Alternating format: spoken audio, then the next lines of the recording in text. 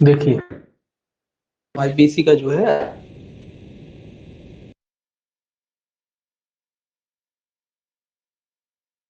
अध्ययन वो है लोक सेवक द्वारा उससे संबंधित अपराधों के विषय में। अध्याय 8 कल पढ़ लिया, अध्याय 9 शुरू करेंगे। अध्याय 9 जो है आप लोक सेवक द्वारा या उससे संबंधित जो अपराध है उनसे उनके विषय में है। ये जो अध्याय है ये अध्याय आपका 161 से 171 तक जाता है। 161 से लेके 171 तक जो है ये अध्याय जाता है, जिसमें 161 से लेके 165 तक की जो धाराएं हैं वो आपकी भ्रष्टाचार निवारण अधिनियम 1988 द्वारा समाप्त कर दी गई। तो ये इंपॉर्टेंट है, ये याद रखना है कि अध्याय 9 की जो 161 से लेकर 165 तक की धारा है ये किस अधिनियम द्वारा समाप्त की गई है। तो ये जो है भ्रष्टाचार निवारण अधिनियम 1988 के द्वारा क्या कर दी गई है, समाप्त कर दी गई है। अध्याय कहां से कहां तक जाता है, 161 से 171 तक इसमें धाराएं थी, जिसमें 161 से 165 तक की जो धाराएं हैं ये इंपॉर्टेंट है, ये पूछा जाता है भ्रष्टाचार निवारण अधिनियम 1988 द्वारा जो है समाप्त कर दी गई। ठीक है, तो ये इंपॉर्टेंट फैक्ट है। हालांकि ये जो चैप्टर है ये परीक्षा की दृष्टि से महत्वपूर्ण नहीं है, कभी कभार कोई एक तो परीक्षा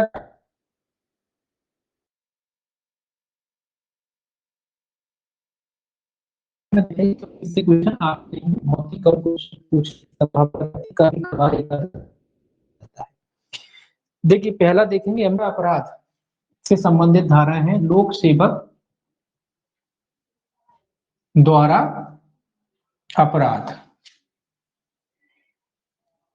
लोक सेवक द्वारा अपराध से संबंधित जो धारा है 166 से 169 जो है संबंधित है। सेक्शन 166 से 169 में ऐसी धाराएं दी गई हैं जिसमें लोक सेवक द्वारा अपराध किए जाने से संबंधित है।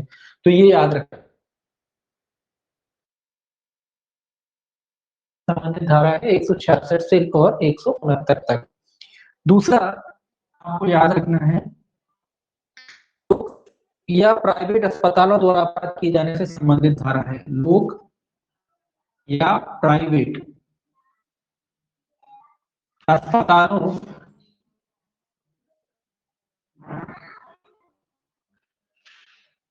द्वारा अपराध किए जाने से संबंधित धारा है।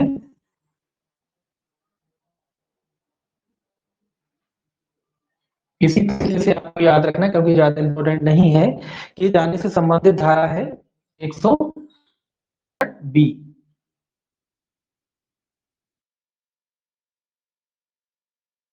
जो प्राइवेट अस्पताल होते हैं और जो सरकारी अस्पताल होते हैं उनके द्वारा अपराध किए जाने से संबंधित है। इसके अलावा तीसरा आपको ये याद रखना है कि लोक सेवक से संबंधित अपराध लोक सेवक से संबंधित लोक सेवक से संबंधित अपराध लोक सेवक से संबंधित अपराध से संबंधित धारा है 170 एवं 171।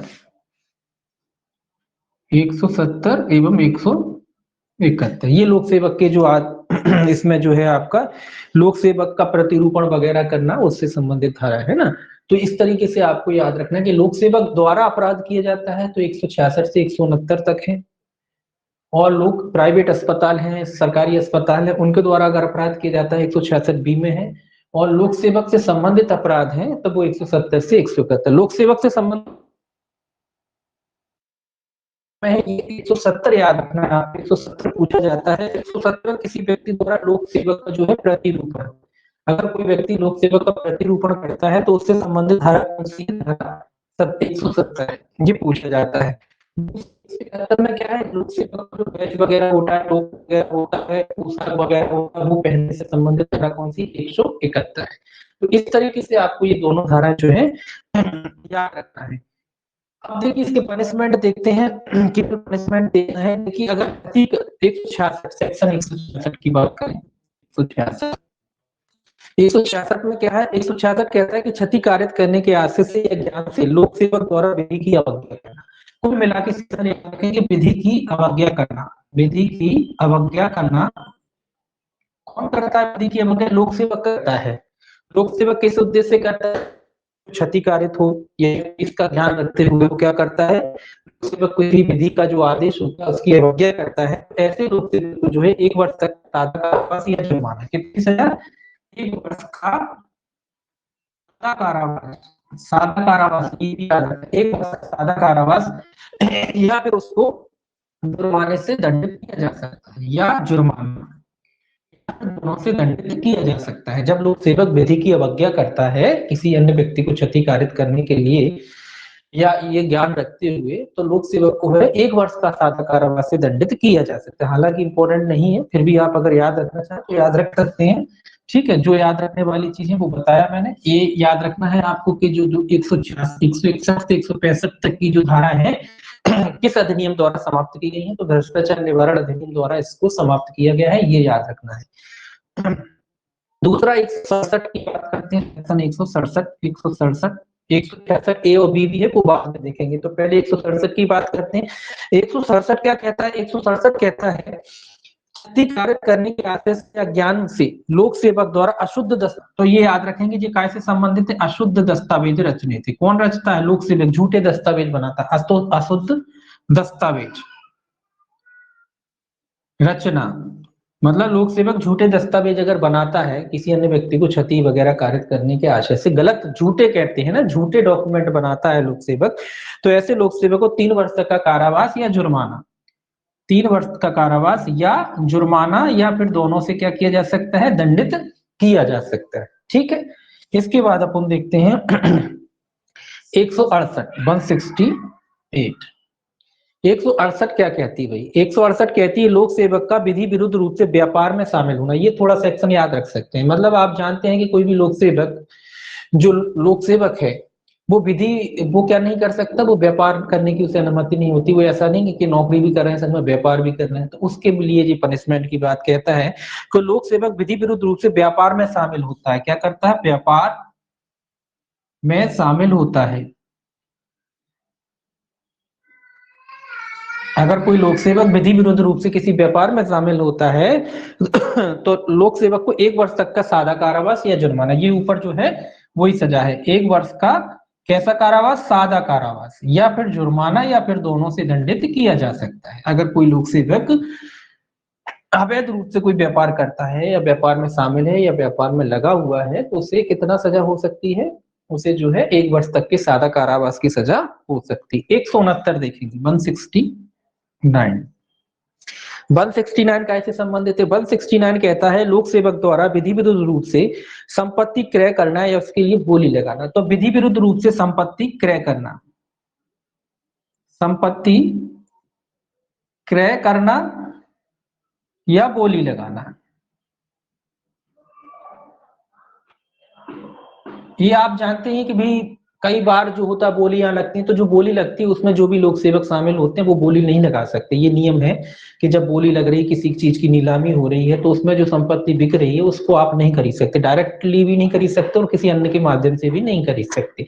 लेकिन अगर कोई लोक सेवक इस चीज की अवज्ञा करता है, वो खुद ही खरीद लेता है, जो नीलामी हो रही है, किसी की कुर्की हो रही है, उसमें लोक सेवक की ड्यूटी लगी है, वो क्या करता है, वो खुद ही उस संपत्ति को खरीद लेता है या दूसरे के साथ मिलकर खरीद लेता है, तो वो इस धारा के अधीन दोषी माना जाता है।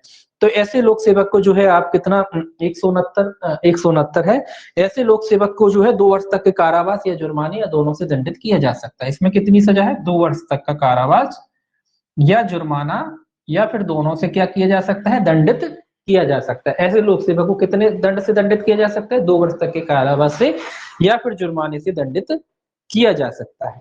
170 मैंने पहले ही बताया था, 170 याद रखना है आपको, ये पूछी जाती है, ये धारा पूछी जाती है, हालांकि पनिशमेंट नहीं पूछा जाता लेकिन धारा पूछी जाती है। तो 170 याद रखना है, किसी लोक सेवक द्वारा किसी व्यक्ति द्वारा लोक सेवक का प्रतिरूपण। तो लोक सेवक का प्रतिरूपण है ये, लोक सेवक का प्रतिरूपण, मतलब कोई व्यक्ति ये बन के आता है कि भाई मैं लोक सेवक हूं, जबकि वो लोक सेवक नहीं, उसका रूप धारण कर लेता है और बताता है कि मैं फलाना लोक सेवक हूं, जबकि वो लोक सेवक है नहीं। तो ऐसे व्यक्ति को दंड की व्यवस्था है 170 में, है बहरूपिया टाइप का कोई व्यक्ति है, तो ये समझ लीजिए, इसको ऐसे याद रखिए बहरूपिया, ठीक है। तो लोक सेवक का प्रतिरूपण किसी व्यक्ति को क्षति कारित करने की आशय से, किसी व्यक्ति को नुकसान कारित करने, ये जरूरी है, इंटेंशन भी होना जरूरी है। तो कोई व्यक्ति जो है लोक सेवक का अगर प्रतिरूपण धारण करता है तो ऐसे व्यक्ति को भी 2 वर्ष तक का कारावास या फिर जुर्माना या फिर दोनों से दंडित किया जा सकता है। तो ये आपको याद रखना है, ये इंपॉर्टेंट है जा रहा है। ये धारा 170 जो है इंपॉर्टेंट है, ये 170 याद रखेंगे, और ये 161 से 165 तक की जो धाराएं हैं वो याद रखेंगे कि किस अधिनियम द्वारा हटाई गई है ना, ये सेक्शन। और इसके अलावा 171 याद रखना चाहे तो वो भी याद रख सकते हैं। 131-71 कहता है कि कपट पूर्वक लोक सेवक की पोशाक या टोकन धारण करना, ये भी पूछ सकते हैं कभी कभी, लोक सेवक की पोशाक या टोकन धारण करना। टोकन मतलब उनका जो बैच वगैरह लगा रहता है वो आप धारण करते हैं, और किस उद्देश्य से करते हैं, कपटपूर्ण उद्देश्य होना चाहिए। अब देखो कई आप देखते हो फिल्में वगैरह होती है उसमें पहनते हैं तो उनका कपटपूर्ण उद्देश्य नहीं होता, तो उद्देश्य भी कपटपूर्ण होना चाहिए, दूसरे को नुकसान पहुंचाना, दूसरे को भ्रमित करना, ये उद्देश्य होना चाहिए।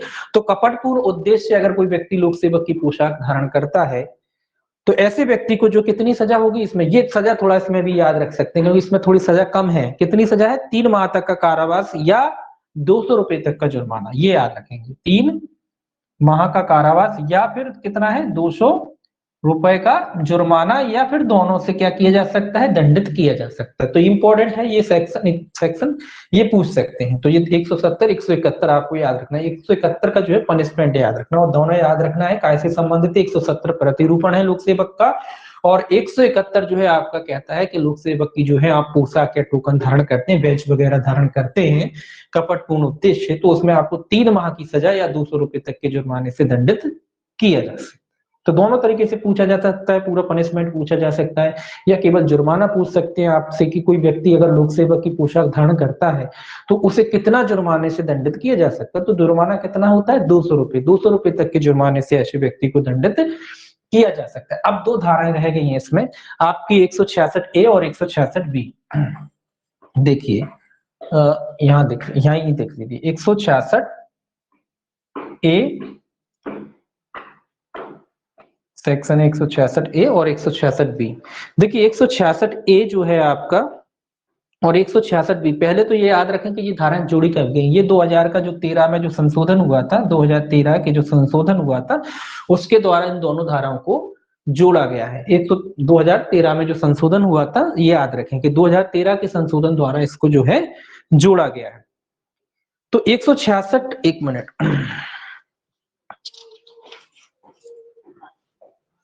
तो इसमें 166 में कहता है लोक सेवक जो विधि के अधीन निर्देश की अवज्ञा करता है, लोक सेवक कह रहा है विधि के निर्देश की अवज्ञा करता है। कौन कौन से निर्देश की अवज्ञा, तो निर्देश की अवज्ञा है ये किसके द्वारा, लोक सेवक द्वारा निर्देश की अवज्ञा। मतलब इसमें भी लोक सेवक को जो आदेश दिया गया है, जो उसका पालन है, जो कर्तव्य करने का, उस कर्तव्य की वो अवहेलना करता है तो इस धारा में उसको दंडित किया जा सकता है। कौन कौन से कर्तव्य हैं, कर्तव्य यही है कि अन्वेषण में आप देखा होगा उसमें लोक सेवक को जैसे आदेश है कि भाई किस अन्वेषण के लिए किसी व्यक्ति को किसी स्थान पर बुलाए जाने का विधिक अगर मान लीजिए प्रतिबंध है कि आप किसी व्यक्ति को उस स्थान पर नहीं बुला सकते। कौन कौन से व्यक्ति हैं, जो इसमें लिखा है दंड प्रक्रिया संहिता में लिखा है कि 15 वर्ष से कम आयु का बालक होगा, 65 वर्ष से अधिक आयु का व्यक्ति है, उसको आप थाने में नहीं बुलाएंगे, लोक सेवक उसकी अवज्ञा कर देता है, मतलब उसको थाने में बुलाता है, तो उस आदेश की अवज्ञा करते हैं। इसके अलावा अन्वेषण के दौरान प्रतिकूल प्रभाव पड़ता है, इसमें लिखा है किसी व्यक्ति पर प्रतिकूल प्रभाव डालने हेतु अन्वेषण के दौरान विधिक निर्देशों की अवज्ञा करता है, मतलब अन्वेषण जो कर रहा है उसमें किसी व्यक्ति पर प्रतिकूल प्रभाव पड़े ऐसी कोई कार्रवाई वगैरह करता है। इसके अलावा जो बलात्कार संबंधी जो मामले हैं उसमें सूचना FIR जो है दर्ज नहीं करता है, तो उससे संबंधित अपराध है इसमें। मतलब जिन व्यक्तियों को थाने नहीं बुलाना चाहिए, सीधा सीधा मोटा मोटा याद रखें कि जिन व्यक्तियों को थाने नहीं बुलाना चाहिए था, विधि ने रोक लगा रखी है, उन व्यक्ति को जबरन थाने बुलाता है और इन्वेस्टिगेशन ठीक से नहीं करता, दूसरों को परेशान करता है इन्वेस्टिगेशन करने में। इसके अलावा जो बलात्कार संबंधी जो अपराध हैं उनकी जांच उनकी जो है FIR नहीं लिखता है, तो ऐसे में जो लोक सेवक इस अपराध करता है वो 166A के अधीन आता है। और ऐसे में जो लोक सेवक को कितनी सजा होती है, न्यूनतम 6 माह का कारावास जो 2 वर्ष तक का हो सकेगा। इसमें कठोर होता है का कठोर कारावास और जुर्माना, तो इसमें 6 माह से 2 वर्ष तक का कैसा हो सकता है, कठोर कारावास, ये याद रखना है, कठोर कारावास से उसे दंडित किया जा सकता है, या फिर जुर्माने और जुर्माना से प्लस जुर्माना। प्लस जुर्माने से उसे दंडित किया। लोक सेवक को कितना दंड दिया जा सकता है? 6 माह से 2 वर्ष तक का कठोर कारावास। ये याद रखेंगे, कठोर है ये। तो 6 माह से 2 वर्ष तक के कठोर कारावास से ऐसे लोक सेवक को जो है दंडित किया जा सकता है, और साथ में जुर्माना भी उसको लगाया जा सकता है। इसके अलावा 166 जो है बी, इसको यहां देख लेते हैं, 166 बी, इनको इतना ही पढ़ना है, इससे ज्यादा नहीं पढ़ना है ना।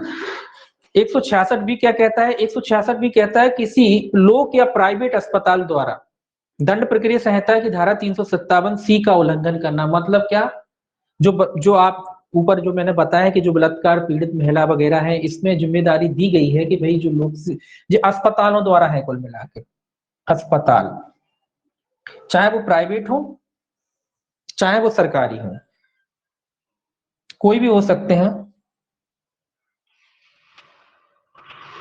प्राइवेट और सरकारी दोनों हॉस्पिटलों के लिए है कि जब भी कोई बलात्कार से संबंधित कोई अपराध है या यौन संबंधी कोई अपराध है, उनसे पीड़ित कोई महिला है, वो जाती है, तो सबसे पहले अस्पतालों की जिम्मेदारी है कि वो क्या करें? वो उस महिला का इलाज करें, साथ ही साथ उस अपराध की सूचना पुलिस थाने को दे, ये उनकी जिम्मेदारी।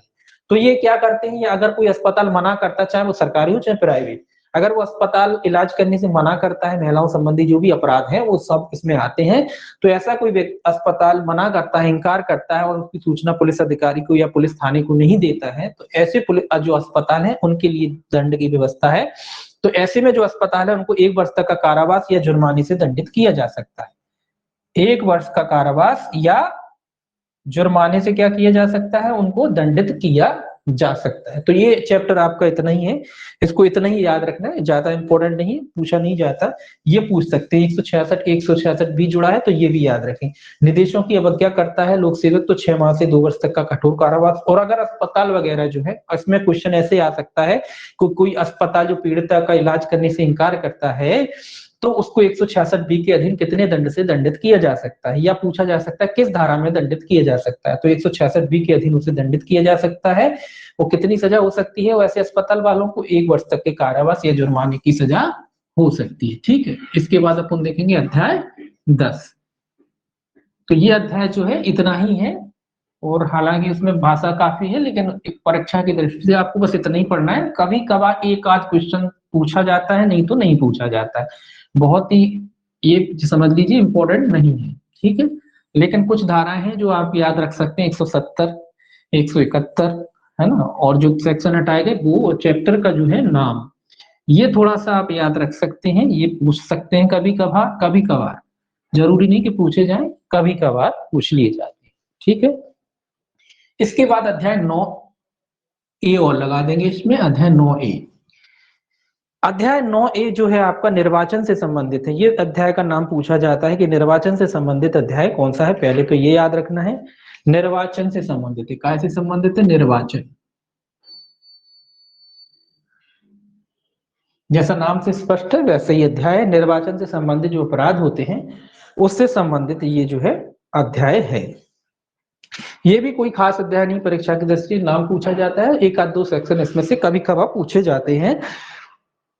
ये जो अध्याय 171, सेक्शन 171 आपका का से लेके झा तक, का से लेके झा तक ये है जाता है।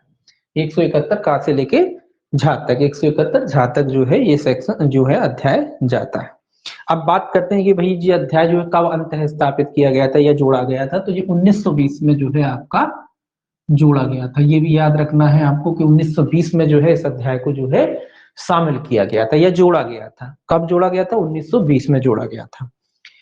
अब देखिए 171 ए, सेक्शन 171 ए, ये पूछा जा सकता है भाई कि भैया 171 में अभ्यर्थी निर्वाचन अधिकार परिभाषित है, तो इसमें क्या परिभाषित दिया गया? अभ्यर्थी एवं निर्वाचन अधिकार को परिभाषित किया गया है। किसको परिभाषित किया गया? अभ्यर्थी, अभ्यर्थी और आपके निर्वाचन के अधिकार एवं निर्वाचन का अधिकार। निर्वाचन, सीधी सी बात है, अभ्यर्थी और निर्वाचन को इसमें जो है परिभाषित किया गया है। तो निर्वाचन का अधिकार क्या होता है भाई? निर्वाचन का जो अधिकार है इसमें निम्नलिखित को शामिल किया जा सकता है कि निर्वाचन में क्या क्या शामिल है? अभ्यर्थी होना, ना होना, नामांकन, में नामांकन के उपरांत अपना नाम वापस लेने का अधिकार इसमें शामिल होता है। मतदान करने या ना करने का अधिकार इसमें शामिल होता है। तो निर्वाचन अभ्यर्थी, देखिए इसमें लिखा अभ्यर्थी से वह व्यक्ति अभिप्रेत है जो किसी निर्वाचन में अभ्यर्थी के रूप में नाम निर्दिष्ट है। जो आप इलेक्शन होता है, चुनाव होता है, उसमें जो व्यक्ति वो फार्म भरता है इलेक्शन के लिए, चुनाव लड़ना चाहता है, वो व्यक्ति आप समझ लीजिए कौन होता है, अभ्यर्थी कहलाता है। और निर्वाचन का अधिकार क्या होता है? निर्वाचन का अधिकार का अर्थ होता है कि अभ्यर्थी होने, ना होने, नामांकन भरने, उसको वापस लेने या मतदान करने या न करने का जो अधिकार होता है वो क्या होता है, वो निर्वाचन के अधिकार में आता है। जो नॉर्मली चुनाव होते हैं एक तरीके से वही समझ लीजिए कि एक व्यक्ति जो आवेदन करता है चुनाव लड़ने के लिए, जो आवेदन भरता है, जो पर्चा कहते हैं ना अपन, पर्चा दाखिल करता है जो व्यक्ति, वो क्या कहलाता है, अभ्यर्थी कहलाता है। और निर्वाचन में क्या क्या शामिल, निर्वाचन में सारी प्रक्रियाएं शामिल होती जो निर्वाचन से जुड़ी हुई होती है, जैसे कि अपना नाम दाखिल करना, अपना नाम वापस लेना, इसके अलावा आप जो मतदान करते हैं वो मतदान करना, मतदान करना या ना करना, दोनों बातें। तो ये सारे जो अधिकार हैं वो काय में शामिल होते हैं, वो निर्वाचन में शामिल होते हैं। जैसे वोटिंग करने जाते हैं आप, वोटिंग करना है कि नहीं करना है, अपना नाम वापस, आपने अगर पर्चा भरा है तो अपना नाम वापस लेना, नाम दाखिल करना, ये सारी चीज प्रक्रियाएं काय में आती है, ये सारी प्रक्रियाएं जो है आपकी निर्वाचन में आती है। इसके अलावा 171 से 100 जो 20 से झा क्या बोलते हैं इंग्लिश में इसको, एक मिनट, आई बोलते हैं। तो 171 से ए से लेके आई तक, 171 आई तक जो दिए गए हैं अपराध, वो आपके जो है निर्वाचन से संबंधित जो अपराध हैं उसके लिए दंड का प्रावधान किया गया है। इसमें क्या है, दंड जो है, दंड का प्रावधान किया गया। 171 से नहीं, 171 बी से, ये तो अपन ने पढ़ लिया, ए में परिभाषा है, बी से लेके आई तक जो अपराध है उसमें क्या दिया गया है, उसमें जो है आपका दंड संबंधी प्रावधान किए गए। जो निर्वाचन संबंधी जो अपराध है उनके दंड संबंधी प्रावधान 171 बी से लेके 171 आई तक किए गए हैं। तो देखिए दूसरी परिभाषा जो है ये भी पूछा जाता है, सेक्शन 171 बी, ये पूछा जाता है आपका, ठीक है, 171 बी ये पूछा जाता है, इसको याद रखना है। रिश्वत देना और लेने को परिभाषित किया गया है। इसमें क्या लिया गया है, रिश्वत देना और लेना, ये याद रखना, ये सेक्शन पूछा जाता है, केवल इतना, ये सेक्शन आपका पूछा जाता है। रिश्वत देना और लेने को जो है आपको परिभाषित किया गया है। किस सेक्शन में परिभाषित किया गया है, 171 बी में ये सेक्शन पूछा जाता है कभी कभी, तो ये सेक्शन इंपॉर्टेंट है, ये पूछा जाता है। तो याद रखें कि रिश्वत देने और लेने को कहां परिभाषित किया गया है, 171 बी में जो है रिश्वत देने और लेने को जो है परिभाषित किया गया है। तो रिश्वत देना और लेने का अर्थ क्या है, इसमें वही है परितोषण। रिश्वत मतलब किसी परितोषण देना किसी व्यक्ति को, स्वयं अपने लिए या किसी अन्य के लिए परिशोषण से, मतलब किसी व्यक्ति को पैसे धन संबंधी कोई पूर्ति करना, वो रिश्वत में आता है। तो बस इतना ही याद रखें, इसमें ज्यादा पढ़ना नहीं है पुणे, क्योंकि आता नहीं। तो 171 बी में जो है रिश्वत देने और लेने को परिभाषित किया गया है। तो अब इसका दंड कहाँ गया, दिया गया है, एक रिश्वत देने और लेने का जो दंड है वो आपका एक मिनट, इसको बोलते हैं ई, इसका दंड जो है 171 ई में दिया गया है। इसका दंड, रिश्वत देने और लेने का जो दंड कहाँ दिया गया है, 171 ई में जो है इसका दंड दिया गया है। रिश्वत देना और लेना कहाँ है, बी में, और इसका दंड कहाँ है, इसका दंड जो है आपका ई में दे रखा है, ड़ा, हिंदी में उसको ड़ा बोलते हैं। तो उसका दंड कितना है, अगर कोई व्यक्ति रिश्वत देने लेने का अपराध करता है, निर्वाचन संबंधी रिश्वत है ये, निर्वाचन संबंधी, निर्वाचन के जो अपराध होते हैं उनके संबंध में कोई व्यक्ति रिश्वत लेना देने का काम करता है, खरीद फरोख्त वाला काम करता है, तो कितना दंड है उसमें, 1 वर्ष तक का कारावास या जुर्माना या दोनों। तो 1 वर्ष तक का कारावास है, का कारावास या जुर्माना, या फिर दोनों से ऐसे व्यक्ति को दंडित किया जा सकता है। तो ये दोनों सेक्शन आप याद रख सकते हैं, ये पूछे जा सकते हैं कि रिश्वत देना लेने को कहां परिभाषित किया गया है और रिश्वत देने और लेने के दंड को कहां परिभाषित किया गया है। तो बा और ड़ा में जो है परिभाषित किया गया है, ठीक है। इंग्लिश में बी और ई जो है इसमें परिभाषित इसको किया गया है, ये आप इसमें याद रख सकते हैं। इसके अलावा आगे देखेंगे 171 का जो है आपका सी, 171 जो है सी, और सी और डी दोनों एक साथ देखेंगे, 171 सी और 171 डी, क्योंकि दोनों का दंड एक ही जगह है। अब देखिए ये क्या कहता है, 171 में, 171 सी में क्या है, निर्वाचन में असम्यक असर डालना। निर्वाचन में क्या है, असम्यक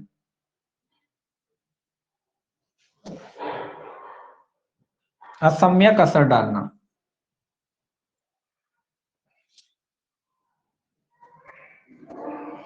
असर डालना, ये भी याद रख सकते हैं आप कि निर्वाचन में कोई व्यक्ति अगर असम्यक असर डालता है तो किस धारा में दंडित किया जाता है, किस धारा में परिभाषित है, असम्यक असर डालना 171 सी में जो है बताया गया है। इसके अलावा इन दोनों को एक साथ देखेंगे, दोनों का पनिशमेंट जो है एक ही जगह दे रखा है। तो इसमें दूसरा है निर्वाचन में प्रतिरूपण, यथा किसी अन्य के नाम से मतदान वगैरह करना। प्रतिरूपण, निर्वाचन में प्रतिरूपण। अब आप कहोगे निर्वाचन में प्रतिरूपण क्या होता है, निर्वाचन में प्रतिरूपण, इसका मतलब आपने देखा होगा ना कि भाई आप वोट डालने गए, पता पड़ा आपके नाम से कोई और दूसरा व्यक्ति वोट डाल गया, मतलब आप वोट डालने गए, पता पड़ा कि आपके नाम से तो वोट पड़ ही गया, तो वो ही है, उसी की बात कह रहा है कि निर्वाचन में प्रतिरूपण, मतलब आपके नाम से कोई दूसरा व्यक्ति अगर वोट डाल जाता है तो ऐसे जो अपराध हैं उनके बारे में जो है कहता है।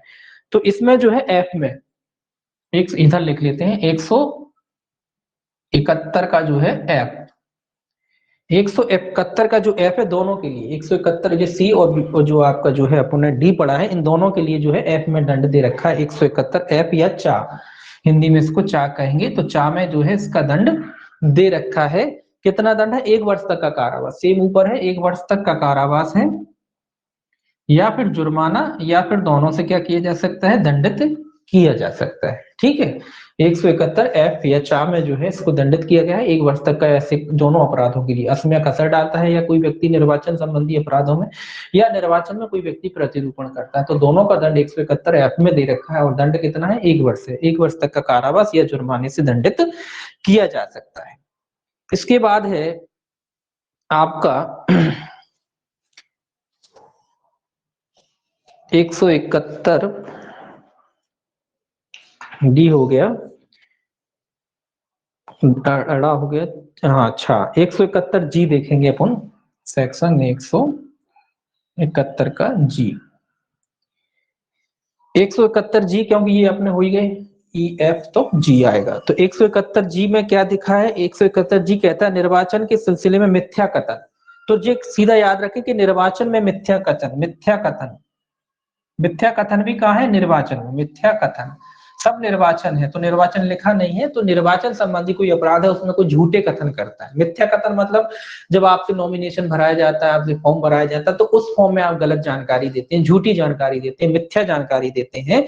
तो ऐसे अपराधों के बारे में कह रहा है कि भाई ऐसे अपराधों में क्या कितने दंड से, तो केवल जुर्माने से दंडित किया जाएगा, केवल कैसे दंडित किया जाएगा, जुर्माना कितना होगा, रकम नहीं खोली है तो इतना याद रखेंगे कि अगर कोई व्यक्ति अपने नामांकन फॉर्म में, बस इतना याद रखें, अगर कोई व्यक्ति अपने नामांकन फॉर्म में झूठी जानकारी देता है, मिथ्या जानकारी देता है, जो जानकारी सत्य नहीं है वो देता है, या कोई जानकारी छुपाता है, तो उसको केवल जुर्माने से क्या किया जाएगा, दंडित किया जा सकता है। जो चुनाव की बातें हैं, तो चुनाव में अगर कोई व्यक्ति झूठी जानकारी देता है, गलत जानकारी देता है, मिथ्या जानकारी देता है, तो ऐसे व्यक्ति की ऐसा व्यक्ति जो है काय से दंडित होगा, ऐसा व्यक्ति जो है केवल और केवल जुर्माने से दंडित होगा। ठीक है, अब आगे देखेंगे 171 जी के बाद 171 एच, ये इंपॉर्टेंट नहीं है इसलिए बता रहा हूं, इतने इंपॉर्टेंट नहीं है, ना पूछे जाना है एक बार, लेकिन थोड़ा बहुत आप आइडिया रख सकें, हल्का फुल्का आप इसको बना सकें, इसमें नोट कर लेंगे, इतना ही पढ़ना है इसमें, है ना, काफी ज्यादा डीपली नहीं आता, ना पूछे जाते हैं। तो 171 एच जो है कहता है निर्वाचन के सिलसिले में अवैध संदाय। अवैध संदाय का मतलब क्या होता है, अवैध, जिस सब निर्वाचन से संबंधित है, अवैध संदाय। अवैध संदाय का मतलब वही समझ लीजिए आप सिंपली, कि जब आप वोट करने जाते हो, आप देखते हो ना कि नोट के बदले वोट बोले, नोट तेजी बोले पैसा दो, लोगों के लोग वोट करते हैं, तो वो उसी तरीके की बात है कि अगर कोई व्यक्ति निर्वाचन संबंधी कोई अपराध है उसमें क्या करता है, गलत तरीके से पैसे देता है लोगों को कि भाई हमारे नाम हम आपको पैसा दे रहे हैं, वही लोग कहते हैं ना शराब और पैसा लोग खवाते हैं, तो वही बात कह रहा है कि अगर लोग व्यक्ति पास पैसा बांटता है और अपने मत पक्ष में क्या करवाने के लिए, मतदान कराने के लिए लोगों को देता है, अवैध गलत तरीके से धन वितरण करते हैं, तो उसी के बारे में है।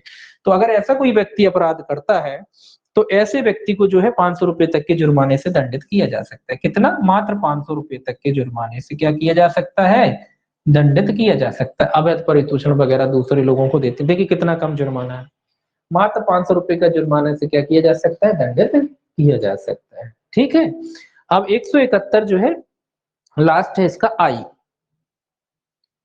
171 का जो है आपका आई, 171 का आई क्या है? ये कहता है निर्वाचन लेखा रखने में असफलता। निर्वाचन लेखा, निर्वाचन लेखा, देखिए निर्वाचन से संबंधित जो भी लेखा वगैरह होते हैं, जो भी डॉक्यूमेंट वगैरह होते हैं, जिनकी जिम्मेदारी होता है कि आप अपने पास रखना है, जो भी जिसमें लोगों के नाम वगैरह रहते हैं ना, सूची वगैरह रहती है, उनको रखने की बात कह रहा है कि अगर उनको रखने में अगर कोई व्यक्ति असफल रहता है, उसके पास डाटा वगैरह नहीं है जो रखना चाहिए, उसके पास होना चाहिए, वो डाटा नहीं होता या डाटा गोल करा दिया जाता है उसके बारे में। तो निर्वाचन संबंधी जो लेखा रखने में अगर कोई व्यक्ति असफल रहता है, तो ऐसे व्यक्ति को भी केवल 500 रुपए तक के जुर्माने से क्या किया जा सकता है? दंडित किया जा सकता है। जिस व्यक्ति की भी जिम्मेदारी है लेखा रखने की, उस व्यक्ति के बारे में कह रहा है, जिस व्यक्ति की भी जिम्मेदारी है जो निर्वाचन संबंधी जो है लेखा या डॉक्यूमेंट्स होते हैं उनको अपने कब्जे में रखे या उनको बनाए, और ऐसा व्यक्ति उसको लेखा रखने में अगर असफल रहता है, तो ऐसे व्यक्ति को भी मात्र 500 रुपए के जुर्माने से क्या किया जा सकता है? दंडित किया जा सकता है। ठीक है, तो इसमें बस इतना ही याद रखना है, बाकी इसमें नहीं देखना है क्योंकि काफी जो है इंपॉर्टेंट नहीं है। ठीक, बाकी संदाय वगैरह जी मैंने बताया है कि भाई संदाय का मतलब होता है लोगों को पैसा दे के उत्प्रेरित करना किसी लोग व्यक्ति के समर्थन में क्या मतदान आदि करने के लिए। ठीक है, तो ये जो अध्याय है आपका इतना ही है, यहाँ तक ही है, इसमें इतना ही पढ़ना है, इससे ज्यादा नहीं पढ़ना है ना, काफी ना, इसमें ज्यादा आपको टाइम खराब करना है क्योंकि ये आता नहीं है ना, ये जो चैप्टर है नहीं आता। इसके अलावा जो आगे का जो अध्याय, इसमें केवल कुछ चीजें आती हैं, आता नहीं का मतलब ये नहीं कि नहीं आता है, कुछ चीजें आ जाती हैं, जैसे आपकी 171 बी ये पूछा जाता है, 171 ई इसका दंड पूछा जाता है, रिश्वत कहाँ परिभाषित है ये पूछ लेते हैं, रिश्वत से संबंधित दंड जो है वो पूछ लेते हैं। ये पूछा नहीं गया लेकिन पूछ सकते हैं कि भाई ये जो चैप्टर है निर्वाचन से संबंधित अध्याय है उसका नाम कौन सा अध्याय है? 9A ये पूछा जाता है, इसमें कब जोड़ा गया 1920 में ये पूछा जाता है, और ये दो सेक्शन मोस्ट इंपोर्टेंट है, ये पूछे जाते हैं 171 बी और ई कि रिश्वत को कहाँ परिभाषित किया गया हो, दंड है, तो ये पूछे जाते हैं इसमें। इसके अलावा और कुछ इसमें नहीं पूछे जाते, याद करना चाहें तो ये भी याद कर सकते हैं, प्रतिरूपण अस्मय कसर ये हालांकि नहीं पूछे जाए, ये सी वाला 171 सी ये भी याद कर सकते हैं, कभी कभार ये भी पूछ सकते हैं, बाकी इसमें कुछ नहीं पूछने लायक, इसमें कुछ नहीं है ना, इसमें पूछे जाते हैं, और पूछते भी हैं तो केवल सेक्शंस पूछते हैं। ठीक है, तो ये याद रख सकते हैं, अध्याय का नाम याद रख सकते हैं। इसके अलावा अध्याय 10 है, वो भी परीक्षा की दृष्टि से महत्वपूर्ण बिल्कुल भी नहीं है, उसमें भी सेक्शन वाइज आपको पढ़ना है। अध्याय जो 10 है ये भी जो है आपकी परीक्षा की दृष्टि से महत्वपूर्ण नहीं है। अध्याय जो 10 है आपका कहता है लोक सेवक के विधिपूर्ण प्राधिकार की अवहेलना, लोक सेवक के आदेशों की अवहेलना। जो लोक सेवक का आदेश दिया जाता है, लोक सेवक द्वारा जो आदेश देता है, अगर कोई व्यक्ति उसकी अवहेलना करता है तो वो किस अध्याय में है? अध्याय 10 में है।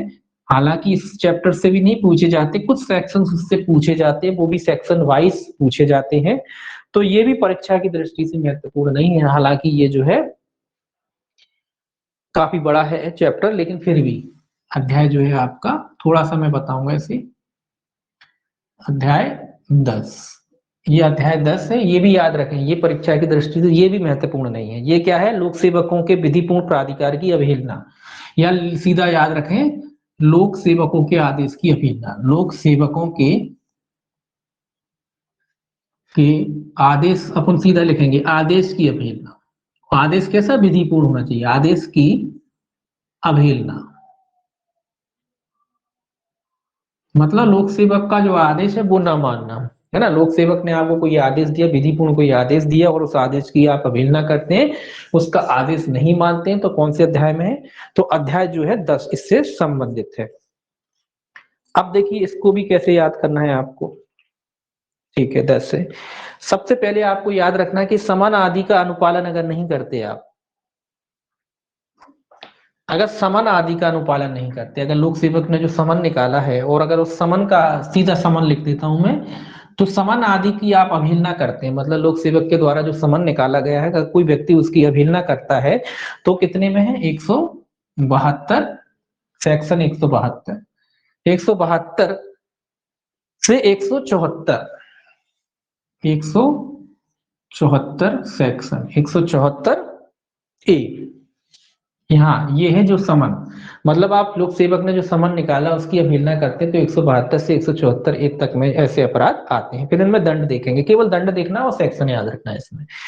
दूसरा याद रखेंगे आपके लोक सेवक के प्रति कर्तव्य का लोप करना, मतलब कर्तव्य का लोप, कर्तव्य का लोप मतलब जो आपकी ड्यूटी है, लोक सेवक ने जो कोई कर्तव्य आपको ड्यूटी दी है, कर्तव्य दिया है, सौंपा है कोई कार्य करने को, और उस कर्तव्य का आप लोक सेवक के प्रति, मतलब जो काम आपको करना चाहिए तब वो आप नहीं करते, लोक सेवक के प्रति, लोक सेवक ने आपको कोई कर्तव्य सौंपा उसकी आप अवहेलना करते हैं, तो ऐसी जो धारा है 175, 176 और 187, सेक्शन 175, 176 और 100 आपका है 187, 187, ये तीन सेक्शन जो है ये इससे संबंधित है कि जब लोक सेवक ने आपको कोई आदेश दिया है किसी कार्य को करने का और उसकी आप अवहेलना करते हैं, यानी कर्तव्य जो दिया है, जो ड्यूटी आपको सौंपी हो उस ड्यूटी की अवहेलना अगर आप करते हैं, 175, 176 और 187 से संबंधित है। अब बात आती है, अब तीसरा याद रखना है मिथ्या सूचना, मिथ्या सूचना। ये कह रहा है क्या, ये आप कह रहा है कि भाई लोक सेवक को आप झूठी सूचना देते हैं, लोक सेवक को मिथ्या इत्तला देते हैं, मिथ्या जानकारी देते हैं, गलत जानकारी देते हैं, तो इससे संबंधित धारा है आपकी 177 और 181, सेक्शन 177 और 181।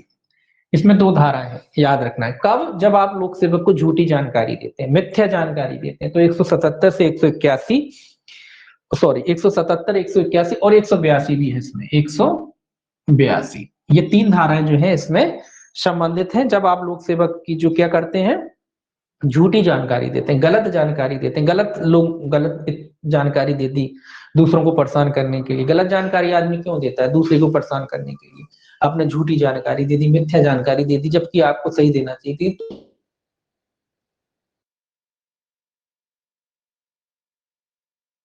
तो 177, 181 और 182 जो है मिथ्या जानकारी देने से संबंधित है।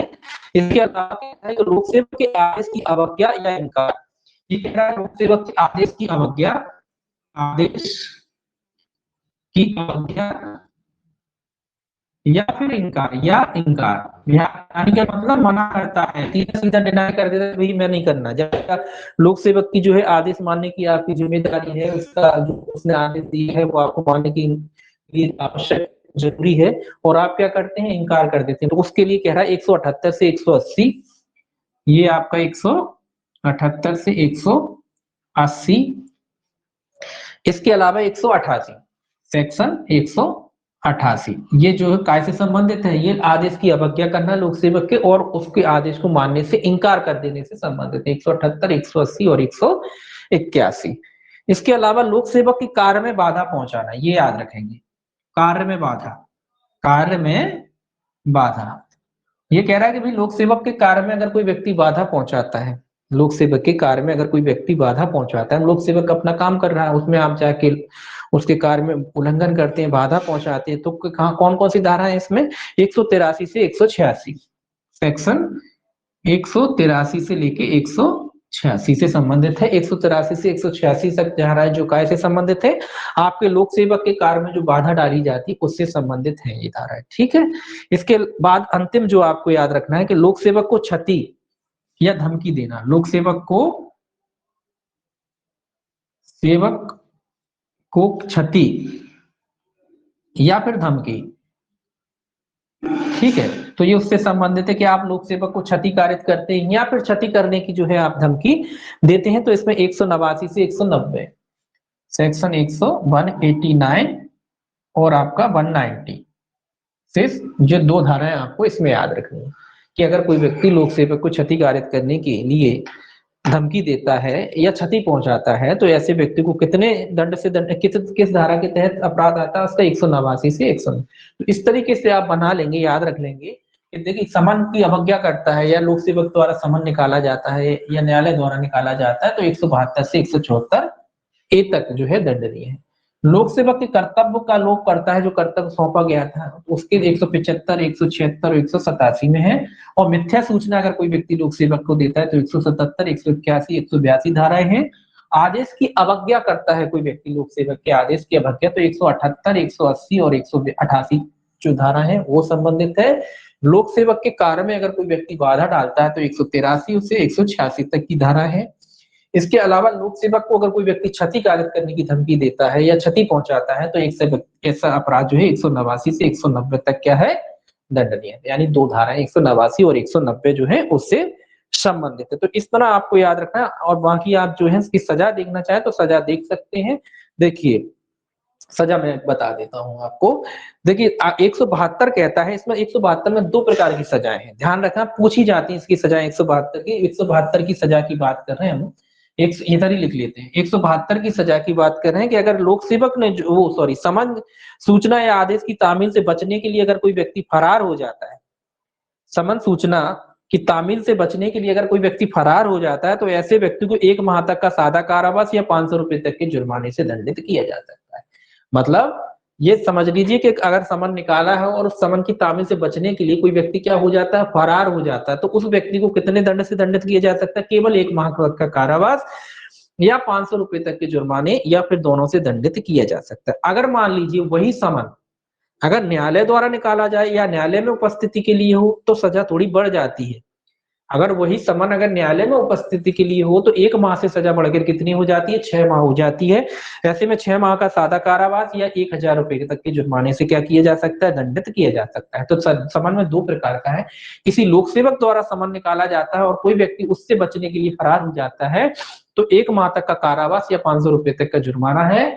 और अगर वही समन अगर किसी न्यायालय द्वारा निकाला गया है और न्यायालय में उपस्थिति के लिए है, या मान लीजिए न्यायालय में उपस्थिति के लिए ही है या न्यायालय द्वारा निकाला गया है, तो ऐसे में जो सजा है कितनी हो जाती है, 6 माह तक की सजा हो जाती है या 6 माह तक का सादा कारावास। और जुर्माना कितना हो जाता है, 1000 रुपए। 6 माह तक का कारावास या 1000 रुपए तक के जुर्माने से ऐसे व्यक्ति को जो है दंडित किया जा सकता है। मुख्य देख लीजिए। उसके बाद आप 173 देखिए, समन की तामील या किसी अन्य कार्रवाई को निवारित करता है कोई व्यक्ति। समन की तामील को निवारित करने का मतलब वो ये तो है कि आपने देखा होगा ना, कई व्यक्ति समन नहीं ले रहे हैं, बोले कोई घर पे कोई नहीं, इस तरीके की कोई हरकत है वगैरह अगर कोई व्यक्ति करता है ताकि जो है डिले हो, तो ऐसे में भी वही सजा है सेम, 1 माह तक का कारावास या 500 रुपए तक का जुर्माना। और अगर वो न्यायालय के वाले में है, न्यायालय द्वारा दिया गया, उसमें अगर कोई डिले कराता है, वहां तो फरार हो गया था, भग ही गया था, यहाँ क्या हो रहा है, वही आपने देखा वो सामान आ गया, लोग बात लेते नहीं है ना, मना कर देते हैं कि कोई नहीं, उस तरीके की बात है। अगर ऐसा सामान न्यायालय द्वारा निकाला गया है तो उसमें सेम कोई सजा है, 6 माह तक का कारावास या 500 या फिर आपका जो है 1000 रुपए तक का जुर्माना। 6 माह तक का कारावास या 1000 रुपए तक के जुर्माने से दंडित किया जा सकता है। कब, जब न्यायालय द्वारा है। नॉर्मली 1 माह है, सादा कारावास, 500 रुपए का जुर्माना है। और अगर वही समन न्यायालय द्वारा निकाला गया है और उसमें कोई अगर डिले कराना चाहता है कोई व्यक्ति, तो उसमें जो है 6 माह से 1000 रुपए तक का जो है जुर्माना, 6 माह तक की सजा या 1000 रुपए तक के जुर्माने से दंडित किया जा सकता है। इसके अलावा 174 आप याद रखेंगे, 174 ये पनिशमेंट जो है 174 का याद रखेंगे। ये कहता है लोक सेवक का आदेश अपालन करते हुए गैर हाजिर रहना। क्या मतलब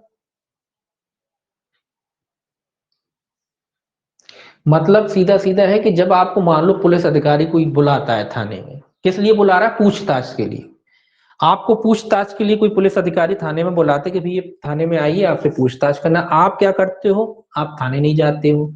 यानी उनकी जो इन्वेस्टिगेशन चल रहा है, वो पूछताछ जो करना चाहते हैं उसमें आप सहयोग नहीं करते हो, है ना। तो उसके आदेश की क्या करते हो, आदेश की अवज्ञा करते हो, मतलब गैर हाजिर रहते हो। वो बुलाता है, आप नहीं जाते। तो ऐसे व्यक्ति को सेम वही सजा है, 1 माह तक का कारावास या 500 रुपए तक के जुर्माने से ऐसे व्यक्ति को दंडित किया जा सकता है। और अगर मान लीजिए यही काम अगर न्यायालय द्वारा, उसमें 2 सजा है। अगर न्यायालय बुलाता है आपको पूछताछ के लिए, या न्यायालय में कोई उपस्थिति होना हो, किसी मामले में उपस्थिति हो आपकी, न्यायालय में उपस्थिति के लिए अगर आपको बुलाया जाता और आप नहीं जाते, तो सजा सेम वही है, 6 माह तक का कारावास या 1000 रुपए तक के जुर्माने से दंडित किया जा सकता है। तो बस इतना याद रखेंगे, अगर न्यायालय की बात आ जाती है और न्यायालय में उपस्थिति की बात आ जाती है तो सजा बढ़ जाती है।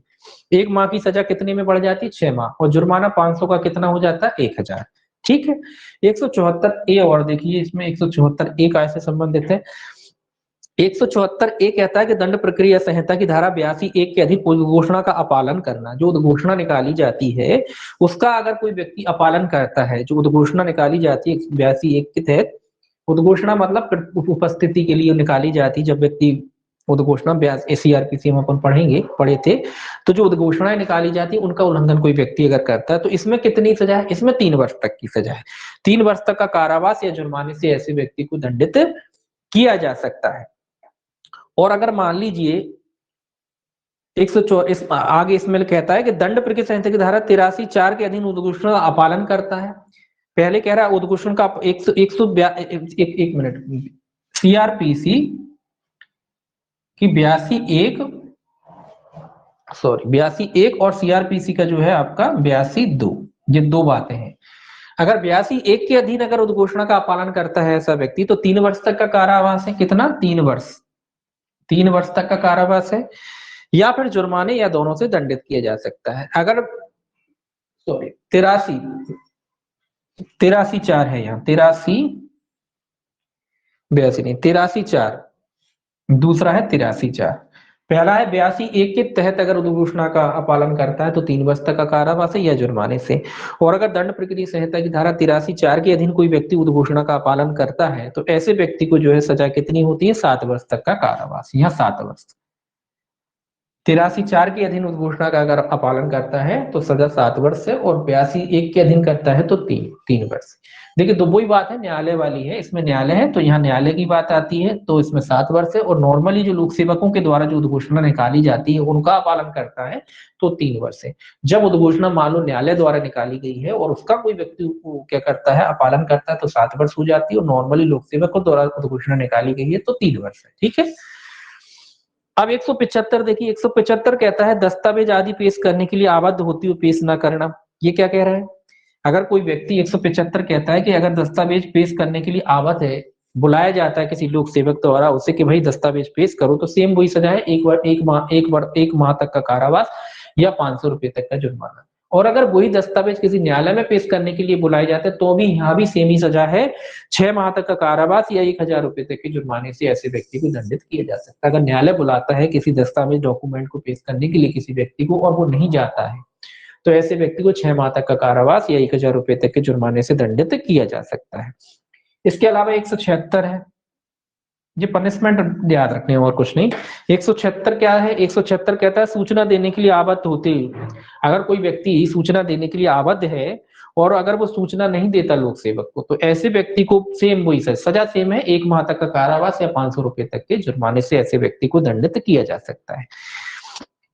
यदि किसी सूचना अपराध के किए जाने के विषय में निवारण करने के प्रयोजन से या अपराधी को पकड़ने के लिए अपेक्षित हो, ये कह रहा है कि अगर ऐसी सूचना अपराध को रोकने के लिए या अपराधी को पकड़ने के लिए अगर आवश्यक है और व्यक्ति अगर ऐसी सूचना नहीं देता तो यहाँ सजा जो है बढ़ जाएगी। कितनी हो जाएगी? 6 माह तक का कारावास या 1000 रुपए तक के जुर्माने से दंडित किया जाएगा। या मान लीजिए कोई पूर्व सिद्ध दोष व्यक्ति है, उसको पकड़ने के लिए कोई सूचना वगैरह थी या कोई आदेश वगैरह दिया गया था सिद्ध दोष अपराधी को अपने पते की कोई सिद्ध दोष अपराधी है, मतलब जो पूर्व में सिद्ध दोष अपराधी है उसको अपने पते की जो है अधिसूचना सूचित करने का उसे आदेश वगैरह दिया गया था। अगर ऐसा सिद्ध दोष व्यक्ति अपने पते की अधिसूचना नहीं देता है, मतलब अपनी जानकारी नहीं देता है उसको, जबकि उसकी जिम्मेदारी है जानकारी देना, तो ऐसे सिद्ध दोष व्यक्ति को जो है 6 माह तक के सादा कारावास या फिर 1000 रुपए तक के जुर्माने से क्या किया जा सकता है? दंडित किया जा सकता है। 177 कहता है झूठी सूचना देना। 177 क्या कहता है? झूठी सूचना देना। अगर कोई व्यक्ति लोक सेवक को कोई झूठी सूचना वगैरह देता है तो ऐसी सूचना, अगर सूचना झूठी है तो ऐसे में कितनी सजा होगी? 6 माह तक का कारावास या 1000 रुपए तक का जुर्माने से दंडित किया जाएगा। और मगर अगर मान लीजिए वही सूचना किसी अपराध का निवारण करने के लिए हो या अपराधी को पकड़ने के लिए हो, ऐसे में आप झूठी सूचना देते हैं। झूठी सूचना यही आप जानते हैं कि भाई जो अपराधी था वो फलानी जगह रहता है, आप उसको मतलब झूठी सूचना देते हैं। कब? जब वो अपराधी को पकड़ने के संबंध में हो या अपराध को रोकने के संबंध में है तो यहाँ सजा पड़ जाएगी। सजा हो जाएगी 2 वर्ष तक का कारावास या जुर्माने से क्या किया जा सकता है? ऐसे व्यक्ति को जो है दंडित किया जा सकता है। 178 देखिए, 178 क्या कहता है? 178 कहता है लोक सेवक द्वारा अपेक्षा किए जाने पर शपथ या प्रतिज्ञान नहीं करना, ये याद रखेंगे। 178 क्या कहता है, जब लोक सेवक आपसे शपथ वगैरह दिलवाता है और आप शपथ वगैरह देने से क्या करते हैं, इनकार करते हैं, मना करते हैं, तो ऐसे में सजा कितनी होगी, ऐसे में सजा 6 माह तक का सादा कारावास या 1000 रुपए तक के जुर्माने से दंडित किया जाएगा। 179 याद रखेंगे कि आबद्ध होते हुए लोक सेवक के प्रश्न का उत्तर ना देना, ये याद रखना। ये सेक्शन 179 जो है, ये सेक्शन है, आप याद रखना कि जब आप आबद्ध हैं लोक सेवक के प्रश्नों का उत्तर देने के लिए और आप उसके प्रश्नों का उत्तर नहीं देते, जब लोक सेवक आपसे कोई क्वेश्चन करता है और आप उसका क्वेश्चनों का आंसर नहीं देते, तो 179 धारा याद रखेंगे, क्योंकि नॉर्मली ये व्यवहारिकता में इस्तेमाल होती है कि जब लोक सेवक आपसे कोई क्वेश्चन करता है, वो क्वेश्चन करने के लिए आप क्या है, सक्षम है और आप उसके क्या करते हैं, आप आबद्ध हैं, आप उसके क्वेश्चन का जवाब देने के लिए आबद्ध हैं, और ऐसे में आप उसके प्रश्नों का अगर उत्तर नहीं देते हैं तो कितनी सजा है, 6 माह तक का कारावास या फिर 1000 रुपए तक के जुर्माने से ऐसे व्यक्ति को जो है दंडित किया जा सकता है। याद रखेंगे कि 180 लोक सेवक की अपेक्षा पर किसी कथन पर हस्ताक्षर ना करना, ये भी याद रख सकते हैं आप कि लोक सेवक आपसे अपेक्षा करता है कि फलानी जगह हस्ताक्षर कर दें और आप उस जगह अगर हस्ताक्षर नहीं करते तो किस धारा में दंड नहीं, यहाँ उसके उत्तर नहीं दे रहे प्रश्नों के और यहाँ हस्ताक्षर नहीं कर रहे, दोनों याद रख सकते हैं। तो अगर आप लोक सेवक आपसे हस्ताक्षर कराता है किसी दस्तावेज वगैरह पे, तो ऐसे में अगर आप उसके जो दस्तावेज है उस पर अगर हस्ताक्षर, 3 माह तक का सादा कारावास और 500 रुपए तक के जुर्माने से दंडित किया जा सकता है। सजा कितनी है, हस्ताक्षर ना करने पर 3 माह, और जुर्माना तो सेम है ही, 3 माह तक के कारावास या 500 रुपए तक के जुर्माने से दंडित किया जा सकता है। जुर्माना कितना है, 500 रुपए, ठीक है। तो ये दो याद रखने की, अगर कोई व्यक्ति हस्ताक्षर नहीं करता जब लोक सेवक कराता है, तो ऐसे व्यक्ति को 3 माह तक का कारावास या 500 रुपए तक के जुर्माने से दंडित किया जा सकता है। 181 याद रखेंगे, शपथ या प्रतिज्ञान पर मिथ्या कथन करना, मतलब जो शपथ ले रहे हैं ओथ पर जब आप कथन करते हैं तो जिम्मेदारी होती है कि सत्य कथन करें। आप अगर झूठे कथन करते हैं तो उसके लिए सजा है, तो इसमें झूठे कथन अगर किए जाते हैं ओथ पर, तो ये कह रहा है ऐसे में झूठे कथन करने पे 3 वर्ष तक का कारावास और जुर्माना, 3 वर्ष तक का जो है कारावास और जुर्माने से जो है दंडित किया जा सकता है। 181 में 181 में अगर आप शपथ पर झूठे कथन करते हैं तो ऐसे में कितना दंड से दंडित किया जा सकता है, 3 वर्ष तक के कारावास और जुर्माने से।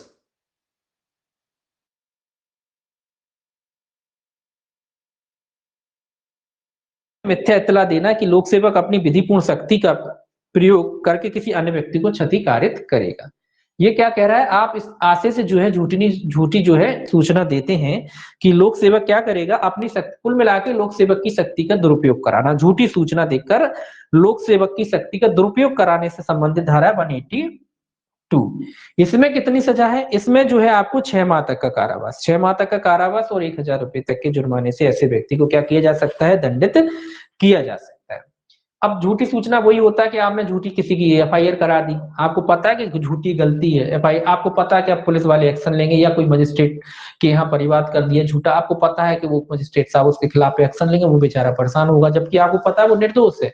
तो इस तरीके का काम करते हैं तो इसके लिए जो है सजा 6 माह तक का कारावास या 1000 रुपए तक के जुर्माने से। अब देखिए 183 में क्या है, 183 कहता है कि लोक सेवक के विधिपूर्ण प्राधिकार द्वारा संपत्ति लिए जाने का प्रतिरोध करना। ये क्या कह रहा है कि जब लोक सेवक आपकी संपत्ति विधि पूर्ण रूप से आपसे लेने के लिए बाध्य है या वो अपनी शक्तियों का प्रयोग कर रहा है और वो आप उसको जो है अधिकारता है आपकी संपत्ति आपसे लेने के लिए, ये कभी कुर्की वगैरह होती है या आपकी संपत्ति जब्त हो गई, उस समय की बात है कि जब लोक सेवक आपकी संपत्ति आपसे लेने के लिए जो है सक्षम है और वो आपकी संपत्ति आपसे लेता है आपके अधिकार से, तो अगर आप उसका प्रतिरोध करते हैं, इंकार करते हैं, नहीं देते हैं, तो ऐसे में वो सेम सजा है, 6 माह तक का कारावास या 1000 रुपए तक के जुर्माने से दंडित किया जा सकता है। अब आप देखें 184 184 क्या कहती है, 184 कहती है कि लोक सेवक के प्राधिकार द्वारा संपत्ति के विक्रय में बाधा उत्पन्न करना। ये विक्रय में कि जब लोक सेवक जो है आपकी संपत्ति का विक्रय वगैरह कर रहा है, नीलामी वगैरह चल रही है, उसमें आप बाधा पहुंचाते हैं, तो ये सजा याद रख सकते हैं। इसमें कितनी सजा है, बाधा 1 माह, केवल 1 माह तक की सजा है या 500 रुपए तक का जुर्माना। लोक सेवक जो आपकी संपत्ति विक्रय कर रहा है वो विक्रय करने के लिए प्राधिकृत है, तो ऐसे में आप बाधा वगैरह डालते हैं तो 1 माह तक का कारावास या 500 रुपए तक के जुर्माने से दंडित किया जा सकता है। 185 देखिए, थोड़ा बता रहा हूं क्योंकि बस इतना ही आपको याद रखना है, इसमें ज्यादा नहीं याद रखना है। 185 देखिए, 185 क्या कहता है, 185 कहता है लोक सेवक के प्राधिकार द्वारा विक्रय की जा रही संपत्ति का अवैध रूप से क्रय करना या बोली लगाना। कह रहा है कि लोक सेवक द्वारा जो संपत्ति विक्रय की जा रही है उसमें आप अवैध, मतलब जो आपकी कुर्की की जा रही है, तो जो इसकी कुर्की की जा रही है वो व्यक्ति खुद नहीं खरीद सकता संपत्ति, है ना।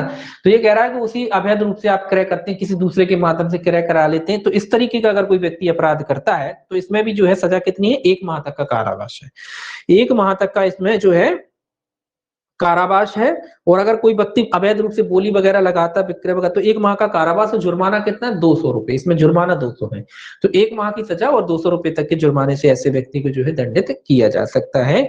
आगे कहता है 186 लोक सेवक के कृत्य में बाधा डालना। ये सेक्शन याद रख सकते हैं, ये पूछा जा सकता है 186 कि लोक सेवक के कृत्य में अगर, मतलब लोक सेवक जो अपनी ड्यूटी कर रहा है उसमें आप अगर बाधा डालते हैं तो कितनी सजा है, 3 माह तक की सजा है। इसमें 3 माह का कारावास और जुर्माना कितना है, 500 रुपए तक, या 500 रुपए तक के जुर्माने से या फिर दोनों से जो है दंडित किया जा सकता है। 187 भी याद रख सकते हैं आप, ये भी पूछा जा सकता है, तो ये भी याद रख सकते हैं, ये सेक्शन भी आप याद रख सकते हैं। 187 ये भी याद रखना है आपको, ये पूछ लिया जाता है कभी कभी। तो आबद्ध होती है लोक सेवक की सहायता ना करना, मतलब जब आप लोक सेवक की सहायता करने के लिए आबद्ध हैं, लोक सेवक आपसे सहायता मांगता है और आप उसकी सहायता नहीं करती हैं, तो कितनी सजा है इसमें जो है आपको 1 माह का कारावास या 200 रुपए तक के जुर्माने से क्या किया जा सकता है, दंडित किया जा सकता है, जब लोक सेवक आपसे सहायता मांगता है। और मान लीजिए ऐसी सहायता अगर किसी न्यायालय द्वारा मांगी जाती है तो सजा बढ़ जाती है, इसमें सजा हो जाती है 6 माह तक का कारावास या 500 रुपए तक के जुर्माना। अगर वो सहायता न्यायालय वगैरह द्वारा मांगी जाती है या बलवा वगैरह अपराध वगैरह, या तो न्यायालय द्वारा मांगी जाती है, या फिर मान लीजिए जो अपराध का दुष्कर्म वगैरह हो रहा है, दंगा वगैरह हो रहा है, उससे निकल भागने वाले व्यक्ति को पकड़ने के लिए मांगी जाती है, तो सभी के लिए। तो ऐसा अगर आप नहीं करते हैं तो फिर 6 माह तक की कारावास, सादा कारावास या 500 रुपए तक के जुर्माने से दंडित किया जा सकता है। 188 देखिए, 188 क्या कहता है, सेक्शन 188 कहता है किसी लोक सेवक के कब्जे या प्रबंधाधीन किसी संपत्ति के विशेष व्यवस्था से संबंधित सम्यक निर्देश की अवज्ञा, यदि ऐसी अवज्ञा अविधिपूर्ण नियोजन व्यक्ति द्वारा बाधा में क्षोभ या क्षति कारित करे या कारित करने की प्रवृत्ति रखे। तो ये क्या कह रहा है, जो कोई संपत्ति वगैरह है किसी लोक सेवक के प्रबंधन में है, उसके नियंत्रण में है, और जो व्यक्ति उसकी प्रबंधन रखने के लिए क्या है, आबद्ध है, वो उसका पालन नहीं करता कुल मिला के, तो ऐसे व्यक्ति को जो है 1 माह तक का कारावास या 200 रुपए तक के जुर्माने से क्या किया जा सकता है, दंडित किया जा सकता है। यदि ऐसी अवज्ञा, जो अवज्ञा की जा रही है वो ऐसी है कि जिससे मानव को नुकसान हो सकता है, उसके स्वास्थ्य को नुकसान हो सकता है, कोई बलवा हो सकता है, दंगा हो सकता है, इस तरीके की अगर अवज्ञा की जाती तो फिर सजा जो है बढ़ जाएगी, सजा जो है 6 माह तक की हो जाएगी और 1000 रुपए तक का जुर्माना से दंडित किया जाएगा। 189 देखिए, 189 क्या कहता है, 189 कहता है कि कर्तव्यों से विरत रहने के लिए किसी लोक सेवक को या उससे हितबद्ध जानते हुए किसी अन्य व्यक्ति को क्षति कारित करने की धमकी, मतलब लोक सेवक को धमकी दे रहे हैं कि भाई आप ये ड्यूटी ना करो, या लोक सेवक का कोई घर का परिचित कोई व्यक्ति उसकी धमकी दे रहे हैं कि अगर आपने ऐसा किया, लोक सेवक को धमकी दे रहे हैं कि अगर आपने कैसा करा तो आपके बच्चे को हम फिर नहीं छोड़ेंगे। तो कुल मिला के धमकी दे रहे हैं कि आप ये ना करें। तो लोक सेवक को अगर कोई व्यक्ति धमकी देता है तो केवल धमकी देता है तो कितना है, 2 वर्ष तक का कारावास या जुर्माना, कितना है, 2 वर्ष तक का कारावास या फिर जुर्माने से ऐसे व्यक्ति को जो है दंडित किया। या तो लोक सेवक को खुद को दे रहा है, या उसका कोई रिलेटिव हो सकता है, परिचित हो सकता है, उसके घर का कोई व्यक्ति हो सकता है कि उसको धमकी दे रहा है कि अगर आपके जो पिताजी हैं उनने ऐसा काम किया तो हम तुमको नहीं छोड़ेंगे। या लोक सेवक से कह रहा है कि अगर आप ये काम करोगे तो आपके बच्चे को नहीं छोड़ेंगे। इस तरीके की कुल मिला के कोई XYZ कोई भी हो सकता है, तो उसको धमकी देता है कि भाई आप अपना कर्तव्य ना करें, लोक सेवक कर्तव्य ना करे, इसलिए तो ऐसा करता है। तो 189 में इसमें कितनी है, 2 वर्ष तक का कारावास या जुर्माने से क्या किया जा सकता है, ऐसे व्यक्ति को जो है दंडित किया जा सकता है जो धमकी दे रहा है। 190 देखिए, 190 क्या कहता है, 190 कहता है किसी व्यक्ति को लोक सेवक से संरक्षण मांगने से विरत रहने के लिए धमकी देना। ये कह रहा है किसी व्यक्ति को भाई कि आप लोक सेवक से प्रोटेक्शन ना मांगो, आप जानते हो कि लोक सेवक से प्रोटेक्शन वगैरह मांगते, तो उस बात की धमकी देना किसी व्यक्ति को कि भैया वो लोक सेवक से जो है प्रोटेक्शन आदि जो है प्राप्त ना करे। तो इसीलिए इसमें कितनी सजा है, इसमें जो है 1 वर्ष तक का कारावास या जुर्माना, इसमें 1 वर्ष तक का कारावास, 1 वर्ष तक का कारावास या जुर्माने से ऐसे व्यक्ति को क्या किया जा सकता है, दंडित किया जा सकता है कि भैया आप लोक सेवक से प्रोटेक्शन नहीं मांगे, तो ऐसे व्यक्ति को जो है कितने दंड से दंड किया जा सकता है, 1 वर्ष तक। तो इतना ही आपको इसमें पढ़ना है इस चैप्टर में केवल सेक्शन थोड़ा पढ़ना चाहे तो पढ़ सकते हैं, और सेक्शन में भी मैंने जो बताए हैं वो आप याद रख सकते हैं। 172 ये आपको याद रखना है ना। उसके बाद आपको जो 100 जो आगे जो आया था अभी अपना 189, 188, 89 ये याद रखना है, 186, 87 ये याद रखना है ना। तो ये 177 ये भी याद रखना है आपको। ये कुछ सेक्शन जो है वो याद रखने हैं आपको। तो इस तरीके से जो है आपको इस चैप्टर को याद रखना है। तो 177 है, 100 आपका 72 है, 174 भी याद रख सकते हैं। 174 भी याद रखना है आपको। 174 जो सेक्शन है, 174 लोक सेवक के आदेश का पालन करते हो गैर हाजिर रहना। तो 174, तो 172, 174, इसके अलावा 176,